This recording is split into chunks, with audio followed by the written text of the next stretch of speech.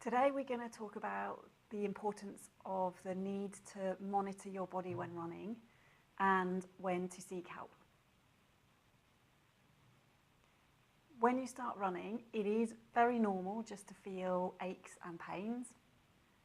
It certainly depends on your level of experience, and if you're a beginner or if you're more experienced at running, you might just get different aches and pains. When people come to our clinic, it's normally because they've been running, they've had some aches and pains and they thought it would go away, and it doesn't. These things are far easier to sort out sooner rather than later. It's Claire, I'm a physiotherapist from Physiofit Health. When people attend our clinic, it's normally for two main reasons. So the first reason is they've been running and they've fallen, or they've got a sudden pain that on the pain scale 0 to 10 is pretty high. So the pain will drive them to get things sorted out. The second group is probably the main group, the biggest group that we see, and they will leave things that little bit longer before they come to the clinic for help. So generally on that pain scale 0 to 10, they are sitting just that little bit lower. It's a little bit grumbly and it can come and go. So people leave the aches and pains thinking it will just go away.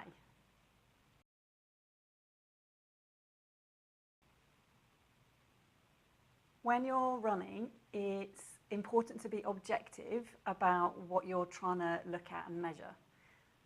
I'd certainly suggest when you're running, just do a check from head to toe and do that just at different intervals during the run. So the beginning, middle and end, or after a particular interval training or after any hills that you've done.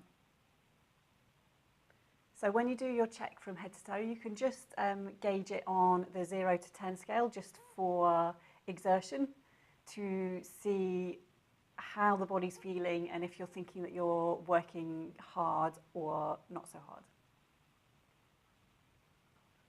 When you start to monitor your body like this, you'll get used to how things are feeling during the run, and that's when you can start to pick up on any aches and pains.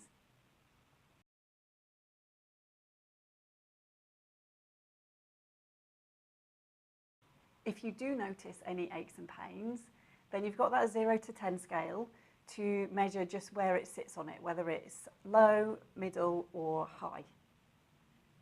Once you've got a number, you can then compare to the next time you run, or compare it to running in a couple of weeks' time, and you can see if there's any difference. So for example, if it goes from a 2 out of 10 to a 5 out of 10, then you can obviously see that it's getting that little bit worse.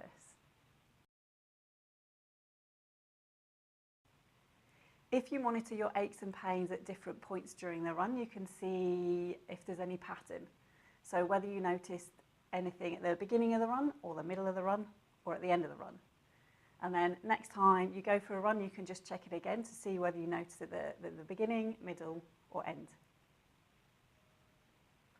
I'd also suggest, as well as looking at everything during the run, monitor how you feel after, so that evening, and also monitor how you feel in the morning after you've done a run. So taking all of this information into account will give you a little bit of a picture as to if you're getting the same pain at the same time during the run, and also if anything's getting any worse. So if those numbers start to creep up on that pain scale 0 to 10, then you can obviously see that things aren't getting any better and they're getting a little bit worse. If I talk through an example with you, we'll take a fictional runner. He's called Chris, and he's just started running and is really enjoying it. He's been running for about 3-4 weeks, did a little bit of the walk, run, walk, and now he's slowly got into just being able to run for the whole time. And now he's starting to notice pain at the front of his shins.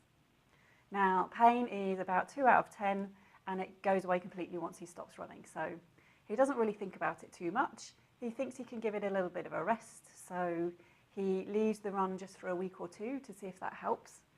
And and then he starts back running again, but unfortunately he's still feeling the pain at the front of the shins, and it's now maybe a 2 to a 3 out of 10.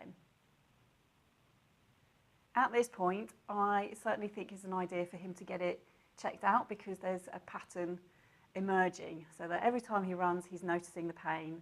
It's that 2 to 3 out of 10.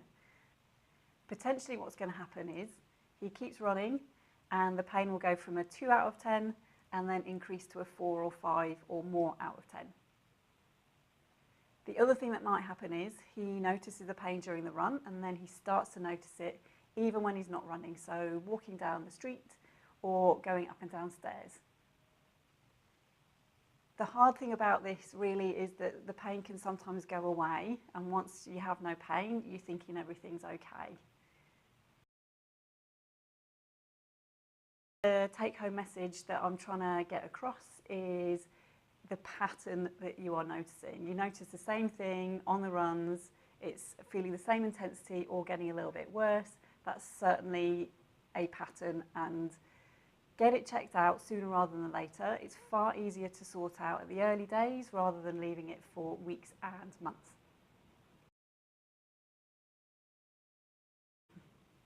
Please remember to listen to your body and certainly get things checked out sooner rather than later. Please share this video with anyone who has started to run and would benefit from knowing how to monitor their body when running. We'd love to hear from you, so please contact us if you have any questions.